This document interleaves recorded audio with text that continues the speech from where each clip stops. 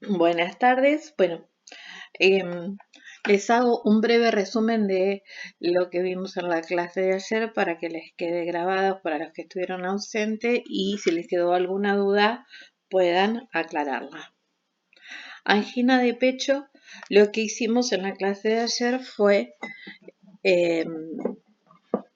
mostrar, ¿sí? Poner cuáles son las patologías más importantes de la parte cardiovascular.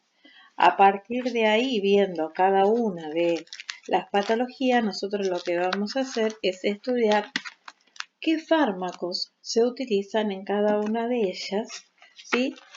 Y qué efectos causan para revertir esa patología.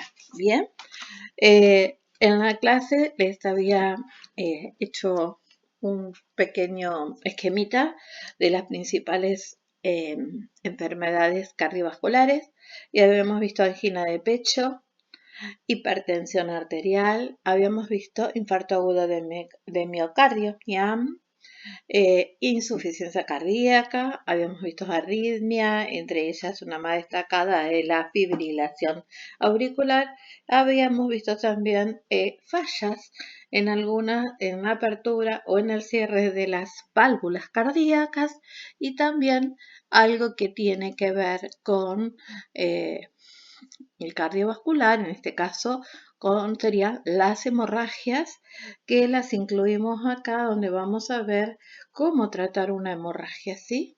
O cómo evitar esas hemorragias, ¿sí? Entonces, lo que vamos a ir viendo son una pequeña definición de cada una de estas patologías para luego empezar a ver cuáles son los posibles fármacos que nosotros podemos usar en cada una de ellas. Bien, bueno, primero de todo tenemos angina de pecho. Acá pueden ustedes ver las placas de ateroma, lo que está de color amarillo, ¿sí? Que se pegan en las arterias coronarias y hace que el flujo de sangre sea el flujo de sangre cueste pasar porque se cierra. Entonces, ante ciertas situaciones, generalmente de estrés físico o psicofísico, el paciente va a referir dolor en el pecho, como podemos ver en la imagen, ¿sí? Tengamos en cuenta, bueno, que se producen por estas placas de ateroma o lo que se llaman esos cúmulos de grasa que podemos ver ahí, pero son placas de ateroma.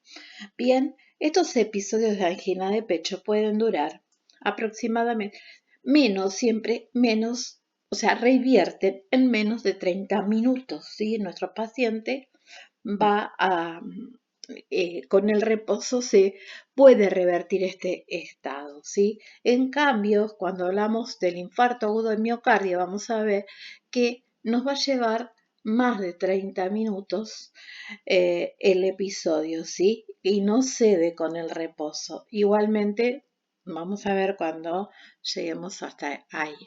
Bueno, esto es un poquito del mismo para que ustedes puedan imaginar las coronarias, ¿sí? Son las arterias que van a nutrir al corazón, que van a llevar el oxígeno, que van a llevar todos esos nutrientes para que el músculo cardíaco esté en condiciones de poder realizar su función. Bueno, ahí se ven bien las placas de ateroma por si les había quedado alguna duda. Los fármacos que vamos a utilizar para angina de pecho van a ser los antiagregantes plaquetarios, ¿sí? O como ácido acetilsalicílico o el clopidogrel, que es un anticoagulante, ¿sí? Evitar que se formen coágulos. Beta bloqueantes, los antagonistas de calcio, calcio antagonista. Vamos a ver nitratos, que son vasodilatadores que van a ayudar a que aumente el tamaño de esas arterias y que pueda fluir esa sangre y pueda ceder el dolor que está refiriendo nuestro paciente. Cuando hablamos de infarto agudo del miocardio, acá también tenemos un episodio bastante similar, a excepción de que los síntomas son diferentes. No se van a producir por un estrés, una situación estresante, tanto física como psíquica, como en el caso de la angina de pecho, sino acá ya tenemos la placa de ateromas, tenemos formación de coágulos, eso va a hacer que la arteria coronaria esté obstruida, eso va a hacer que parte del miocardio no reciba oxígeno, no reciba nutrientes y va a padecer de una necrosis se va a producir en ese tejido cardíaco. Con todas las consecuencias que trae, y lo que nosotros vamos a ver acá, que esto no revierte con el reposo, que son episodios que duran más de 30 minutos, que el paciente va a presentar sudoración. El dolor es muy importante, ¿sí? Va a referir un dolor como la pisada de la pata de elefante, como que un elefante le está pisando el pecho, o sea que es un dolor muy, muy intenso. Vamos a ver que puede tener náuseas, puede tener vómitos, puede tener ganas de defecar, ¿sí? Esas son algunas cosas, la sudoración, el dolor de la mandíbula, el dolor en el brazo, que también se irradia hacia el brazo. También vamos a tener muchas veces, más que nada en los casos de las mujeres, un dolor en el epigástrico que no tiene que ver con la parte digestiva, sino tiene que ver con el dolor propio del que está sufriendo el corazón por esta obstrucción que está teniendo por placa de ateroma más coágulos. ¿Por qué se produce la necropsia? Porque lo mismo que hablamos hoy, no llega oxígeno, no llegan nutrientes, ¿sí? Entonces nuestro tejido muere, el tejido del miocardio muere. Así que, y esto se va a producir, cuanto más tiempo se tarda en revertir, más suele ser el daño. Ahí les dejo un link para que ustedes puedan ver un poco de lo que les estoy hablando, de lo que es angina de pecho y lo que es el IAM, infarto agudo de miocardio, para que ustedes entren en ese link y lo puedan ver. Bueno, acá también tienen un flyer donde pueden ver algunas definiciones para que ustedes profundicen en lo que es infarto agudo de miocardio. Bueno, también van a ver algunos de los síntomas característicos, van a ver los causantes que estuvimos hablando, quienes causan esa estrechez, esa obstrucción, digamos, dentro de las arterias coronarias. Así que, bueno, eso es que a modo informativo, yo les recomiendo que ustedes sepan mucho, o sea, puedan tener claro la patología para poder, ¿sí? Para poder interpretar, poder entender cómo actúa el fármaco y qué es lo que va a hacer ese fármaco para revertir esto, ¿sí? Todos estos síntomas que está teniendo nuestro paciente. Los medicamentos que vamos a usar van a ser fibrinolíticos, cuya función es romper el coágulo, disolver el coágulo, ¿sí? Antiagregantes plaquetarios, como ya dijimos, aspirina o ácido acetilsalicílico, clopidogrel, prasugrel también, anticoagulantes como la heparina, después ya vamos a ver, para evitar que se vaya formando un coágulo mayor, o sea, aparezca más cantidad de coágulos, beta bloqueantes, y los inhibidores de las enzimas convertidora de angiotensina, los IECA, que se van a utilizar para disminuir las complicaciones que pueda tener el paciente luego de haber sufrido un infarto, ¿sí? Eso es lo que nosotros vamos a ir viendo paso a paso luego de haber terminado estas patologías. Acá un poco tienen el manejo del infarto agudo de miocardio, cuáles son los medicamentos, el manejo inicial y prehospitalario. Generalmente lo que nosotros hacemos es desinstruir, tenemos que lograrnos que ese flujo sanguíneo, que esa sangre pueda circular. Entonces hay que desobstruir ese coágulo, eso que está obstruyendo nuestra arteria coronaria y estabilizar al paciente, primero de todo. ¿Con qué lo logramos?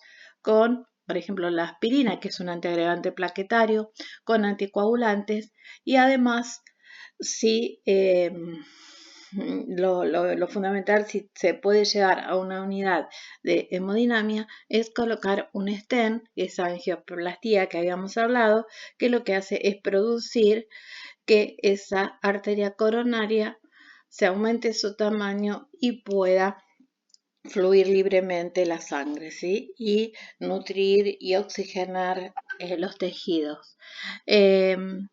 Bueno, también se utilizan fibrinolíticos como la streptokinasa en caso de que no podamos ir a un centro con hemodinamia, y lo que hace es disolver totalmente ese coágulo. Bien, el manejo, tenemos el manejo inicial y prehospitalario. Perdón, me olvidé, me salté después de, antes de empezar con esto, en esto de estabilizar a nuestro paciente. Sí, también, si es prehospitalario, obviamente que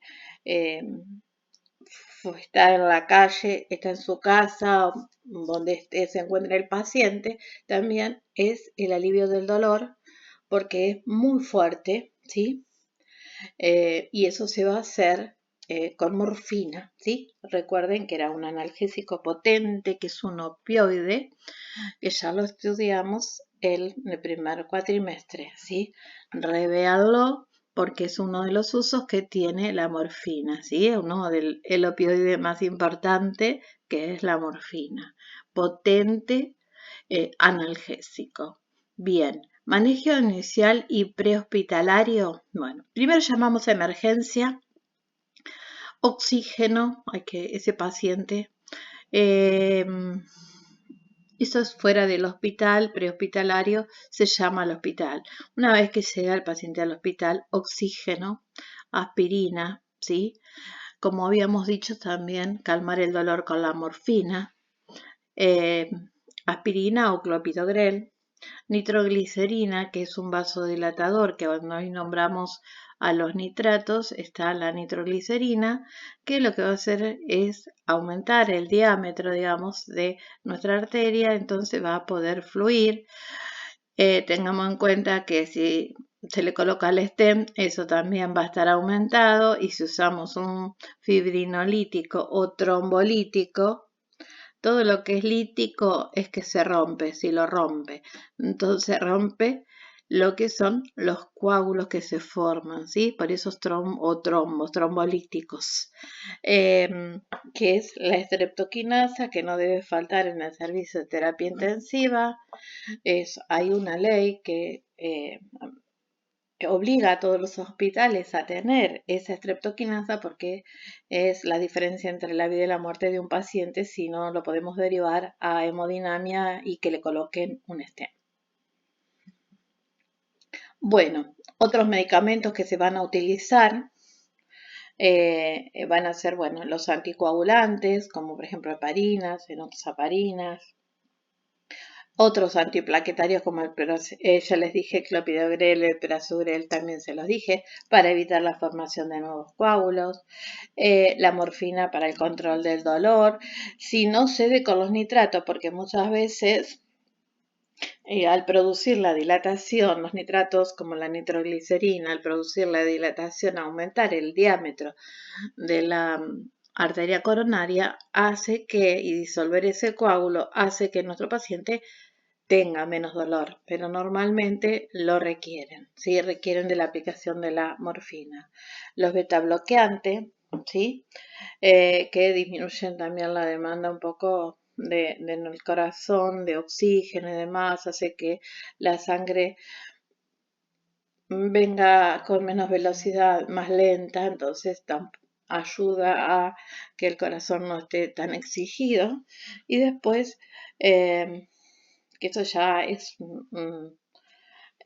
post postinfarto, digamos, se utilizan los IECA, como vimos, el IECA más importante es enalapril.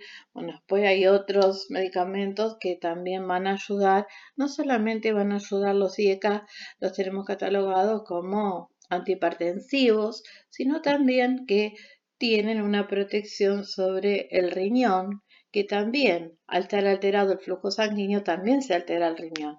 Y las estatinas son fármacos que sirven para controlar el colesterol y ayudar a prevenir otros episodios cardiovasculares, no solamente IAM, sino también ACV, porque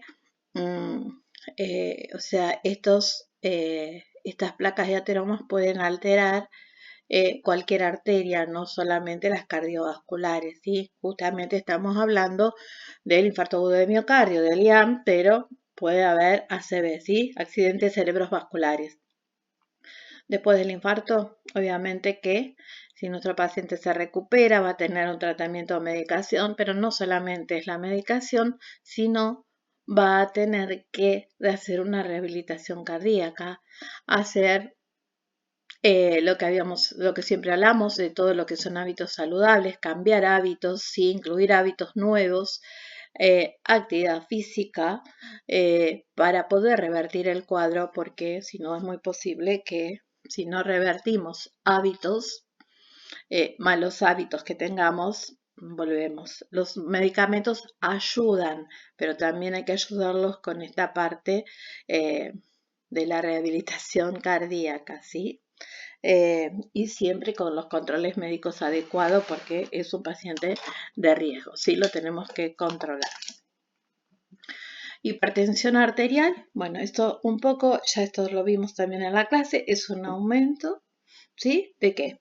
De la presión o de la tensión arterial. Normalmente nosotros consideramos 80, 130, son los niveles de sistólica y diastólica, pero nosotros cuando pasamos a de 80 o más de 90, porque bueno, había algunos libros que tienen distintos valores,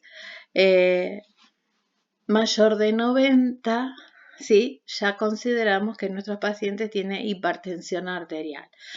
Podemos encontrar alguna otra diferencia entre las distintas bibliografías, pero bueno, tomamos 140, 90, ¿sí? Y esto un poco también lo hablamos con Flor. Si bien hay una nueva tendencia de tomar 80, 85, a partir de 85, para ya empezar a tomar recaudos para evitar posteriores complicaciones cardiovasculares con nuestros pacientes. Bueno, las causas están acá, ya las vimos. Ya les dije yo que lo que tiene que ver con la hipertensión generalmente es casi, son todas estas causales, pero normalmente luego de esto no controlado nos llevaría a anginas de pecho, nos llevaría a accidentes cerebrovasculares, nos llevaría a otras enfermedades, ¿sí? A un IAM, pero bueno, todo esto siempre que no haya un debido control y cambio de hábitos, como les vengo diciendo desde el momento 1. Bueno, acá está todo lo que acabo de decir. Todas estas insuficiencias cardíacas, insuficiencia renal, bueno, embolias, hemorragias cerebrales, el IAM, ACV, son todos riesgos de la hipertensión, ¿sí? Ya cuando tenemos hipertensión arterial, bueno, hay que empezar con cambios de hábito, control de tratamiento farmacológico, controlarlo, hacer un seguimiento y adherencia a ese tratamiento, no olvidarme, hacerlo adecuadamente, consultas, control con el cardiólogo para ver cómo viene ese paciente, ¿sí? Bueno, lo vamos a tratar con IECA, como dijimos, con los ARA2, que son antagonistas de los receptores de angiotensina 2. El ejemplo más relevante es el losartán, beta bloqueantes, por ejemplo, el atenolol. Después vamos a ver los antagonistas de calcio o calcio antagonista, diuréticos, ¿sí? Bueno, hay diuréticos que tienen mayor efecto, que tienen un efecto más potente, digamos, que son de alto techo, y hay otros que son más suaves, ¿sí? Eso también los vamos a ir viendo. Y vamos a ver también los agonistas adrenérgicos alfa, que eso también los vamos a ir viendo paso por paso cada uno. Bueno, la insuficiencia cardíaca, nuestro corazón está como un poco, es algo degenerativo, los tejidos están flojos. Yo les di un ejemplo en la clase, recuérdenlo, que lo tomaron nota de cómo era ese efecto que tenía el corazón, que estaba flojo, como que no puede contraerse, ¿sí?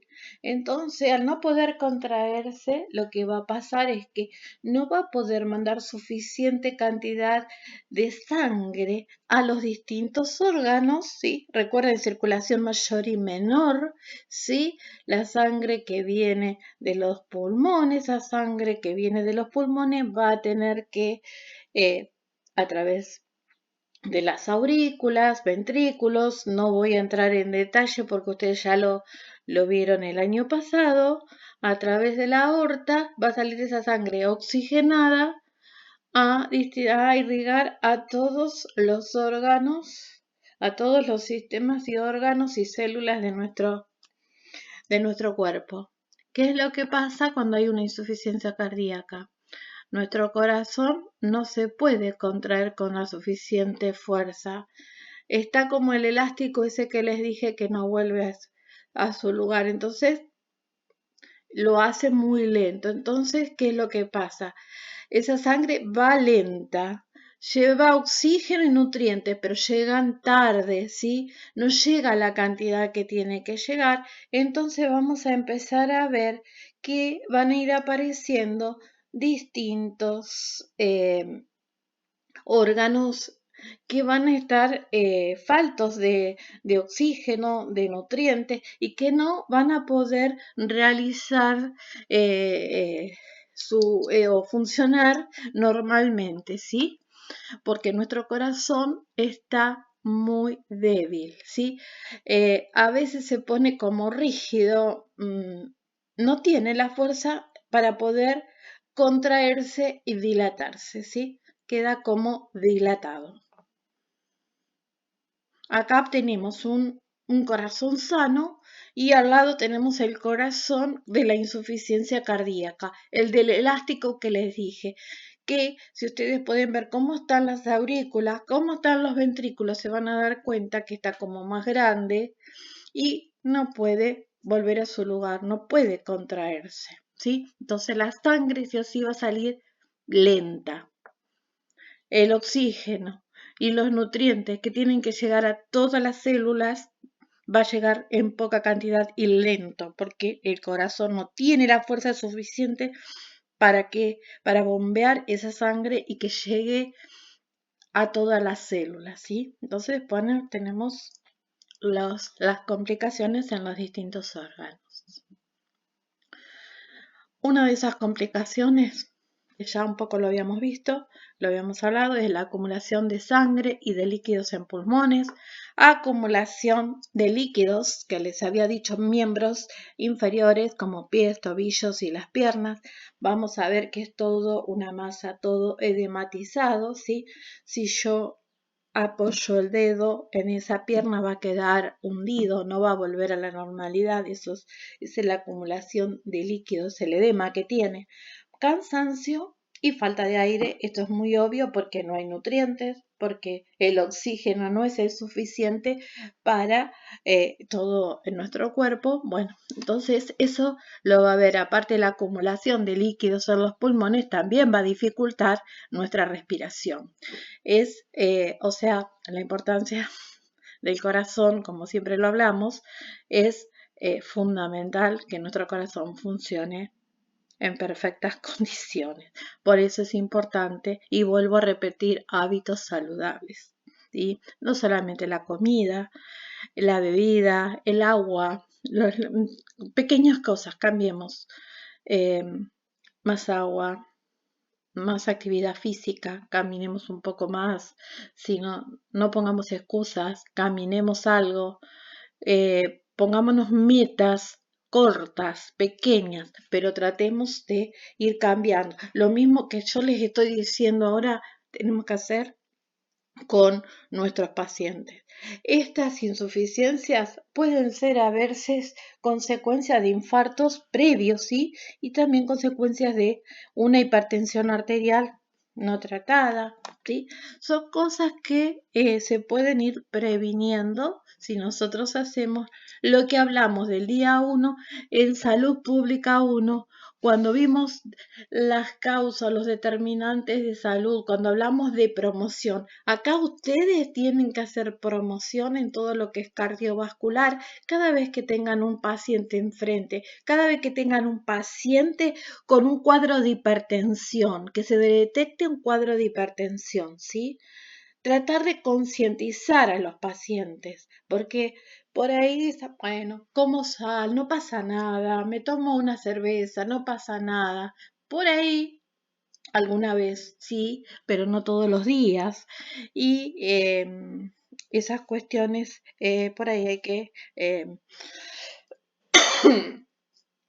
tratar de ir recalcándosela a los pacientes, que les quede claro, ¿sí? Bueno, perdón, tosí y corrí todo.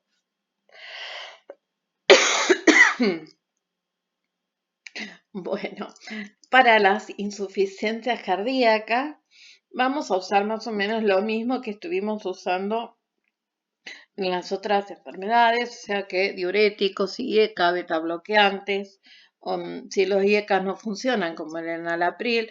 Enalapril es muy noble, es un medicamento viejo, pero es muy noble, y el único efecto adverso que suele producir en los pacientes es tos. Entonces muchas veces se los cambia por un ARA2 como el losartán. Ambos son muy parecidos, vamos a ver cuando veamos el mecanismo de acción, son muy similares. Lo único que los ARA2 como el losartán tiene menos probabilidad de producir ese efecto adverso que es la tos, nada más. Se le va a dar diuréticos que sean ahorradores de potasio. Ustedes recuerdan que para que se produzca el impulso, se pueda transmitir el impulso nervioso, teníamos que tener sodio y potasio en ciertas concentraciones. Bueno, los diuréticos hay algunos que eliminan agua, que eliminan sodio, cloruro y potasio, sacan todo el potasio, y hay otros que son ahorradores de potasio. Y en el caso nuestro, nosotros no necesitamos que nuestro paciente pierda el potasio, necesitamos que tenga potasio para que ese impulso nervioso se pueda transportar a través de los axones de las neuronas, ¿sí? Bueno, en algunos pacientes también se utilizan los nitratos, ¿sí? Como mismo nitroglicerina, nitrato de isosorbide, o vasodilatadores, que después vamos a ver en detalle. No me quiero meter tampoco en ahora meterle tantos nombres, y en ocasiones pueden usarse, en algunos casos se puede llegar a utilizar digoxina. Pero lo más importante es lo que les dije antes de la digoxina. Después, otras de las patologías cardiovasculares que nosotros vimos fueron las arritmias, ¿sí? Las arritmias acá tiene que ver con la parte eléctrica del corazón. Recuerden, te los hago así cortito. Recuerdan el nódulo sinusal, ¿sí?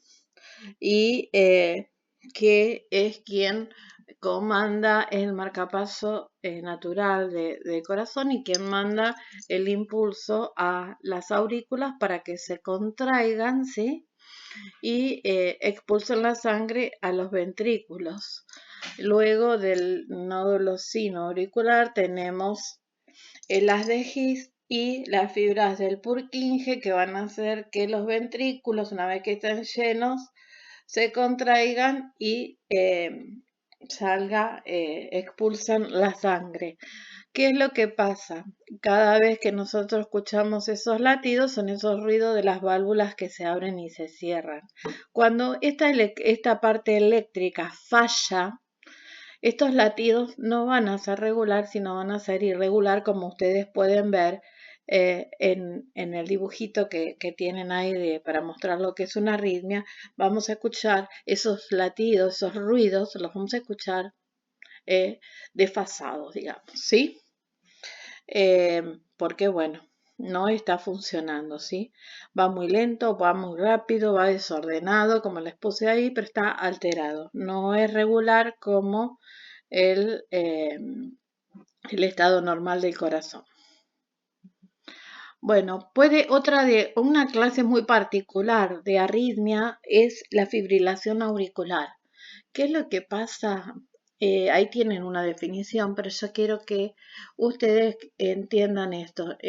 Las aurículas, cuando reciben esa orden, digamos, del nodo sinusal, que es el marcapaso de nuestro corazón, tienen que contraerse. ¿Qué es lo que pasa cuando hay este tipo de arritmia, que es la fibrilación auricular? Las aurículas quedan como latiendo, ¿sí? No se contraen, ¿sí? Quedan como temblando, para decirlo de alguna forma, podérselos explicar así, y no se pueden contraer, ¿sí? Bueno, esa es una muy particular que van a ver que es bastante frecuente. Fibrilación auricular. Se tratan con antiarrítmicos. Vamos a ir viendo por los antiarrítmicos y vamos a ver también que al ser el ritmo, ¿sí?, irregular, hace que la sangre se mueva. Esa sangre, al moverse así desordenada, como para decirlo, puede formar coágulos. Entonces, a esos pacientes, además de los antiarrítmicos para controlar la parte eléctrica, le vamos a dar antiagregantes plaquetarios o anticoagulantes para evitar que se formen coágulos, ¿sí? Porque es como que se mueve diferente la sangre, tiene otro ritmo y eso hace que se puedan formar coágulos. Entonces, no solamente vamos a tratar la parte eléctrica, sino también vamos a darle algo para que no se le formen coágulos y tengamos un problema mayor, ¿sí? Podamos tener algún otro episodio por estos coágulos, ¿sí? Desde un infarto, un accidente cerebrovascular o algo en el pulmón o algo en cualquiera de los distintos órganos, ¿sí? Eso es lo que vamos a tratar de evitar. Enfermedades de las válvulas cardíacas. Esto se los doy para que ustedes tengan noción. Los medicamentos prácticamente van a ver que son los mismos. Acá lo que pasa, hay casos de pacientes en cuales las válvulas, que de hecho me las dijeron el otro día en la clase, no cierran bien o no abren bien. Son fallas, ¿sí? Quedan abiertas o cuando tienen no abren correctamente. Entonces eso va a influir en la circulación, obviamente, de la sangre en el corazón. Bueno, como ustedes pueden ver acá, se va a usar diuréticos, IECA, digoxina, anticoagulantes, o sea, un poco de lo mismo que estuvimos viendo hasta ahora. Esto está un poco para que ustedes, la prevención de las enfermedades de las arterias coronarias, que es lo que vengo hablando hablé de la clase ayer y vuelvo a hablar hoy, y acá les puse un poco para que ustedes conozcan cuáles son, aunque sea estas Estas principales arterias coronarias, la derecha, la izquierda, la circunfleja o la descendente anterior, que son las arterias en las cuales va a aparecer esta obstrucción que estamos viendo acá al costadito en este otro gráfico, donde ustedes van a poder ver las placas de ateroma, los distintos grados de obstrucción que pueden tener, y también van a estar viendo que esas arterias son como irrigan este tejido, que es el tejido miocárdico, miocardio como le decimos, este tejido que si no tiene oxígeno y nutrientes porque hay una obstrucción, muere, ¿sí? Sus células mueren porque no tienen con qué nutrirse, ¿sí? Eso es importante para que ustedes lo tengan en cuenta. Bueno, acá también es un poco lo mismo, lo único que agregué acá es lo del stem para que ustedes puedan comprender en el caso de que el paciente requiera del stem ante un infarto agudo de miocardio, si no, si tenemos una unidad de hemodinamia cerca, ¿sí? Que pueda recibir al paciente, bueno, se le va a colocar, es un stent, ingresa y lo que hace es aumentar el diámetro de esas arterias. Fíjense, acá están los dibujitos donde está la arteria, acá también podemos ver bien la arteria cuál es y cómo queda una vez que se le hizo esta angioplastía o se le colocó este stem.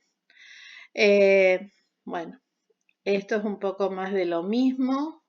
Todas estas enfermedades que yo dije, lo único que agregamos acá son los fármacos hipolipemiantes, que son las estatinas. Dentro de los hipolipemiantes son las estatinas, un grupo de estatinas que son para controlar el colesterol. ¿Cuáles son las estatinas? Simvastatina, atorvastatina, rosuvastatina. Bueno, esas son las estatinas hipolipemiantes que usamos para controlar el colesterol. Después vamos a ver que hay otros que controlan triglicéridos, pero normalmente esto, dieta, estilos de vida, hay que cambiar para evitar que nuestras arterias coronarias cada vez estén peor, ¿sí? Entonces tenemos que manejar, cambiar, digamos, modificar nuestros estilos de vida y más si tenemos ya alguno de estos síntomas, ¿sí?